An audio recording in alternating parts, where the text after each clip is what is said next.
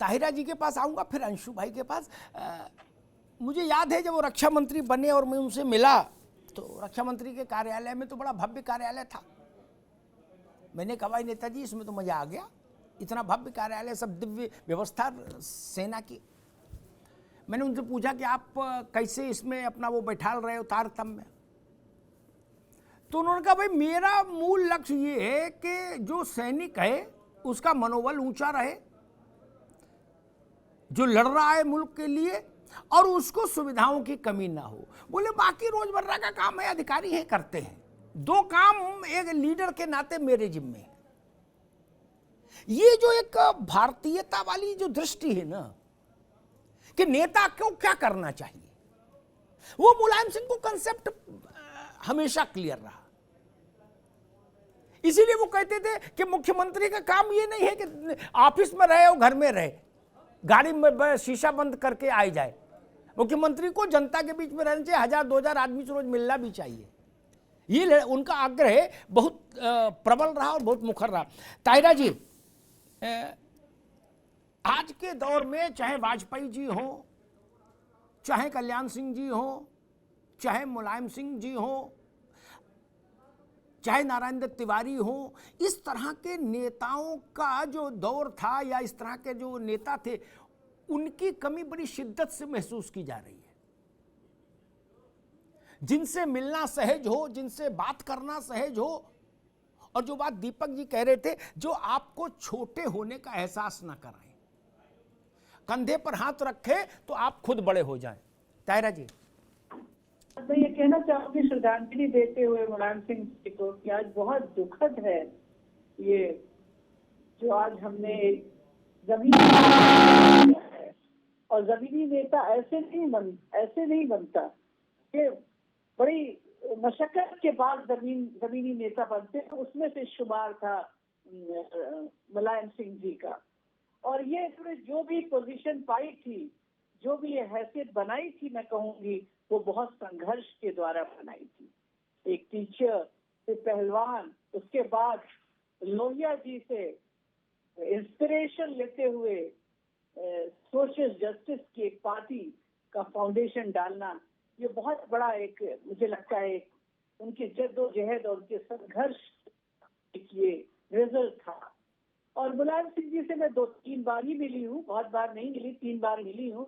एक बार 2003-4 में मिली थी जब एक महिला संगठन में मैं गई थी, एक डेलीगेशन गया था महिलाओं का, तो मैं मिली थी। उस वक्त भी उन्होंने बहुत अच्छी तरह से हमारी बात को सुना था। सबसे बड़ी बात है कि आम आदमी, महिला, किसान, मजदूर, हाशिया का समाज, जब उसको जरूरत हो तो वो अपने नेता के पास जा सके, तभी वो जन नेता कहा जाएगा। तो यही था, जब हम लोग टाइम लेते थे, हमको टाइम मिलता था, हम जाते थे, अपनी बात कहते थे। और मुझे 2-3 बार जब मिली, उन्होंने बराबर मुझसे कहा संघर्ष करो, तुम लोग संघर्ष करो। और जब 2016-17 में मेरी आखिरी मुलाकात हुई, तब भी उन्होंने मुझे नाम से भी याद रखा और कहा संघर्ष करती रहो। तो मैंने उनसे कहा कि नेताजी, अब या आप अपनी पार्टी की महिला विंग को बताइए कि वो संघर्ष करे, हम लोग तो संघर्ष कर ही रहे हैं जमीन पे। तो बहुत हंसे, कह लगे नहीं संघर्ष करो, संघर्ष ही कुंजी है सफलता की। तो मुझे लगता है बहुत एक्सेस था के पास दोबारा। जर्नलिस्ट भी जो है अमिताभ जी, आप लोग भी सवाल पूछने के लिए बिल्कुल फ्री थे उनसे जी। और वो अपने कार्यकर्ताओं पर भी, अगर कोई ऐसा होता था किसी आंदोलन में चोट लगे या कुछ हो, तो तुरंत जाते थे, उनके साथ खड़े होते थे। ताहिरा जी ठीक है, मैं दोबारा आता हूँ। ताहिरा जी ठीक है, अभी रुकना होगा, मैं आता हूँ दोबारा, अंशु अवस्थी जी के पास चलता हूँ। आदमी का मना पटल कैसा है, उसका आंतरिक तौर पर वो कितना मजबूत है, इसके लिए जीवन में 1-2 बार कसौटी होती है। अंशु जी, आप चूंकि राजनीतिक व्यक्ति हैं कांग्रेस से, इसलिए मुझे लगा ये सवाल आपसे पूछूं। सुरजीत ने मुझसे कहा, हरकिशन सिंह सुरजीत ने किस्सा बताया कि भाई जब देवी गौड़ा बन गए कि भाई कैसे मुलायम सिंह नहीं बन पाए। ठीक, वही बात डिट्टो बाद में मुझे मुलायम सिंह जी ने बात सुनाई, तो इसका मतलब मैं मान लिया कि ये बात ठीक है, जब दोनों अलग अलग एक ही सी बात बता रहे हैं। और भांजी मारी लालू जी ने, जो अब उनके रिश्तेदार भी हैं। ठीक, भारत के प्रधानमंत्री की कुर्सी से बड़ी कोई कुर्सी देश में नहीं। ऐसी नहीं कि चलो आज नहीं कल ले लेंगे, ऐसा तो है नहीं, कोई बस की सीट तो है नहीं कि आगे उतर जाएंगे ये तब बैठ लेंगे। जीवन में अवसर आए ना आए दोबारा, इतनी बड़ी चीज। उसके बाद भी ये रक्षा मंत्री बने, फिर उसी कुनबे से जुड़े भी रहे, लालू जी के यहाँ रिश्तेदारी भी हुई, नातेदारी भी हुई। ये सामान्य रूप से संभव नहीं होता जिससे प्रधानमंत्री की कुर्सी छीन ली जाए, वरना तो उसी बैठक में ज्योति बसु, मूपनार, सुरजीत सब सहमत थे कि मुलायम सिंह को प्रधानमंत्री बनाओ। लालू यादव ने कहा कि इनको बना दो, मैं बाहर जाके अभी संयुक्त मोर्चा तोड़ दूंगा। इनको मंजूर नहीं, चाहे जिसको बना दो, मुलायम मंजूर नहीं हमको। ये बात गूगल की नहीं, ये बात मुझे सुरजीत ने बताई और खुद मुलायम सिंह ने बताई। अंशु बस ये इतना बड़ा आघात होता है किसी भी राजनीतिक जीवन में वाले व्यक्ति के लिए, क्योंकि महत्वाकांक्षा सबकी होती है भाई, कथा करने तो आए नहीं, तब भी सहज रूप से उसी कुनबे के साथ बने रहना, चलते रहना, ये थोड़ा विलक्षण मामला है ना। तो बिल्कुल अमिताभ जी, इसमें कोई दो राय नहीं। आज जो नेताजी का जिस तरीके की खबरें आ ही रही थी, तो ये लग रहा था कि हालात ठीक नहीं है और कोई अप्रिय सूचना होगी और वैसा ही हुआ। और मुझे लगता है कि किसी भी पार्टी का कोई नेता हो, मुलायम सिंह जी के निधन पर सभी दुखी होंगे, व्यथित होंगे, इसमें कोई संशय नहीं है। और ये है कि जो वृत्तांत अमिताभ जी आपने कहा, तो मैं ये मानता हूं कि ये उनके ऊपर जो भारत के उस समय के नेता थे, जिनको उन्होंने नजदीक से देखा था, समझा था, जाना था, चाहे लोहिया जी हों या नेहरू जी हों या दूसरे हमारे नेता रहे हों, तो शायद उनके ऊपर उनका प्रभाव था और वही उनके व्यक्तित्व में, व्यवहार में था, सबको साथ लेकर चलना। जो सबसे बड़ी डेमोक्रेसी की खूबी जो गांधी जी ने सबको सिखाई, सभी गांधी के शिष्य थे, चाहे नेहरू जी हों, लोहिया जी हों, सभी। वो अलग बात है कि बाद में सबके रास्ते अलग हुए, तो कहीं न कहीं उनमें वो तत्व था जो होना चाहिए और उनमें बड़प्पन टूट टूट कर भरा था, इसमें कोई दो राय नहीं। कोई बैर भाव नहीं रहता था। मैं छात्र राजनीति करता था लखनऊ विश्वविद्यालय में, आपको वृत्तांत सुनाऊं, 2005 में उस समय मुलायम सिंह जी मुख्यमंत्री हुआ करते थे और विश्वविद्यालय के पीछे डालीगंज में डॉक्टर सीपी गोविला रहते थे, उनको वो दांत दिखाने आया करते थे, उनको दांतों की दिक्कत थी, तो वो आए हुए थे और हम लोग वहीं पर थे। ये हुआ कि मुलाकात की जाए, कोई तय प्रोग्राम नहीं, कोई अपॉइंटमेंट नहीं, हम लोग भी जाकर वहीं पर खड़े हो गए उनके गेट के बाहर, और जैसे ही वो दांत दिखाकर निकले तो हम लोगों ने प्रणाम किया और मैंने अपना परिचय दिया और उन्होंने करते हुए निकल गए। उसके बाद गाड़ी में बैठ गए और फिर बुलाया कि आप जरा उस लड़के को भेजो। तो उन्होंने कहा कि किसी पार्टी वार्टी में हो कैसे? मैंने कहा नहीं, मैं तो किसी पार्टी में नहीं हूँ, स्वतंत्र छात्र राजनीति छात्रों के लिए होती है और वो किसी पार्टी के लिए नहीं होती। पार्टी में जाने से विचारधारा जुड़ जाती है, तो छात्रों की बात दब जाती है। उन्होंने 8-9 मिनट हमसे बात की पीठ ठोकी और कहा शाबाश, बहुत अच्छा है, मेहनत करते रहो। और उसके बाद की बात थी, और या उसके बाद 2-3 बार मुलाकात हुई, कभी बताना नहीं पड़ा। और मैंने जब उनको बताया भी कि मैंने कांग्रेस पार्टी ज्वाइन की, तो बहुत हंसे, तो कहने ठीक है, अच्छा है, अच्छा। कभी भी मतलब उनके अंदर कोई द्वेष भाव नहीं था, मेरा कहने का मतलब ये है। तो ये उनका एक अपना व्यक्तित्व था और मुझे लगता है शायद ये जो उनका व्यक्तित्व था, इसीलिए आज हम सब लोग चर्चा कर रहे हैं, सभी लोग इसीलिए सबको साथ लेकर चलना उनकी ये। और शायद जो मुख्यमंत्री बने, वो जो मैं सुनता हूँ, आपने तो नजदीक से देखा अमिताभ जी, जब अजीत सिंह जी और उनके बीच में तय होना था, तो ये उनका व्यक्तित्व ही था कि शायद इसी वजह से लोगों ने उनको चुना। बिल्कुल ठीक बात कही अंशु जी। मैं अशोक वाजपेयी जी के पास चलूंगा। जो अंशु अवस्थी कह रहे हैं ना, अंत में जो उन्होंने कहा,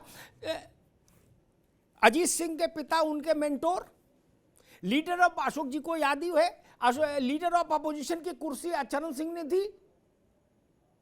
फिर चरण सिंह का बेटा बीपी सिंह के द्वारा संरक्षित, उसी के खिलाफ युद्ध लड़ा और जीते।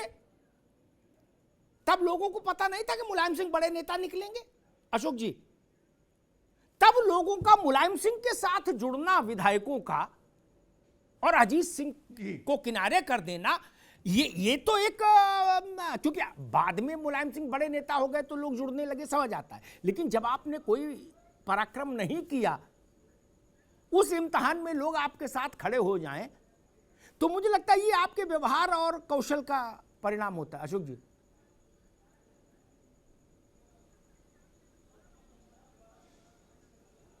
देखिए, मुलायम सिंह का एक चुंबकीय व्यक्तित्व था, और जब वो लोक दल के नेता थे, नेता प्रतिपक्ष थे, और अजीत सिंह की सक्रियता जब राजनीति में हुई, उसी समय लोक दल का विभाजन हुआ, लोक दल आ और बा बन गया। मुलायम सिंह यादव जी लोक दल बा के नेता थे, लेकिन उस समय उन्होंने क्रांतिकारी मोर्चा बनाने का काम किया। जनता पार्टी, जगजीवन राम कांग्रेस और 2-3 पार्टियों को मिला करके और लोक दल बा के साथ उत्तर प्रदेश में एक मोर्चा बनाया, और मोर्चा को नेता विरोधी दल की मान्यता विधानसभा से हुई, और उसके बाद पूरे प्रदेश में घूम घूम करके उन्होंने उस समय के जो कांग्रेस के खिलाफ आंदोलन को तेज करने का काम किया। और जब वो 89 में जनता दल की सरकार बनी, जब मुख्यमंत्री का सवाल आया, उस समय तक मुलायम सिंह की स्वीकार्यता यानी समाजवादी, एक लोक दल के अलावा भी दूसरी पार्टियों के भी नेताओं में काफ़ी बढ़ चुकी थी। और उस समय जब दोनों के बीच चुनाव हुआ, यद्यपि प्रधानमंत्री विश्वनाथ प्रताप जी का आशीर्वाद अजीत सिंह जी के साथ था, लेकिन जन सामान्य जानता था कि मुलायम सिंह के बनने से आम कार्यकर्ता अपने को गौरवान्वित महसूस करेगा, हर विधायक को उसके क्षेत्र के विकास की बातें गंभीरता से सुनी जाएंगी। तो एक सामान्य विधायकों का झुकाव मुलायम सिंह यादव जी के साथ था, और हम सब लोगों ने मिलकर उस अभियान की अगुवाई की, और मुलायम सिंह यादव जी मुख्यमंत्री बने, और एक तरीके से उस समय तत्कालीन प्रधानमंत्री की एक व्यक्तिगत एक हार जैसी मानी गई, और जो कटुता हमेशा वीपी सिंह के मन में रही, और उन्होंने कभी मुलायम सिंह जी को सहज स्वीकार नहीं किया। लेकिन मैं एक बात और अग्निहोत्री जी कहना चाहता हूँ जी, एक बात मैं और कहना चाहता हूँ। मुलायम सिंह यादव जी का एक बहुआयामी व्यक्तित्व था, जहाँ राजनीति में एक वो पुरोधा थे, हमेशा उनका जो चरखा दांव था वो राजनीति में बड़ा प्रसिद्ध था, कि जब भी कोई उनके मुकाबले में आया उन्होंने उसको पटकनी जरूर देने का काम किया। लेकिन उतना ही लगाव उनको लोक भाषा से था, साहित्य से था। समय समय पर सफाई में कवि सम्मेलन, बड़े कवि सम्मेलनों का आयोजन, और कई बार जब पार्टी के सम्मेलन होते थे, रात को जो सांस्कृतिक संध्या होती थी, भोजपुरी के साहित्यकार और दूसरे अवधि के साहित्यकार इस तरह की रचनाएं पूरी रात वो बैठकर सुनते थे। 9 दिसंबर जनवरी की रात में साल ओढ़ करके, और इन कार्यक्रमों को, लोकगीतों को, लोक साहित्य को वो बड़े रुचिपूर्वक सुनते थे, और इस तरीके से लोक कलाकारों को, साहित्यकारों को सम्मानित भी करते थे। उन्होंने यश भारती पुरस्कार शुरू किया कि स्थानीय जो कलाकार थे, स्थानीय जो खिलाड़ी थे, उन सबको कैसे प्रमोट किया जाए, उनकी कैसे आर्थिक मदद की जाए। यश भारती के माध्यम से उनको सम्मानित करते थे, उन्हें अच्छा खासा पुरस्कार राशि देते थे, जिससे वो अपने काम को आगे बढ़ा सकें। इस तरह की बहुआयामी सोच उनकी थी। गोपाल दास जी, नीरज जी उनके इतने नज़दीक थे, उदय प्रताप जी इतने उनके नज़दीक थे, इतने सारे बड़े कवियों जी जिनको मैं जानता हूँ, जिनको कवि के साथ साथ उन्होंने सामाजिक जीवन में भी सम्मान देने का काम किया। बिल्कुल अशोक जी, नीरज जी थे, भाषा साहित्य का अध्यक्ष बनाया, उनको प्रकाश शुक्ल रहे, सरिता जी रही, सब लोगों को उन्होंने कुछ ना कुछ बनाया जी, कि भाई चलो कुछ ना कुछ बनो।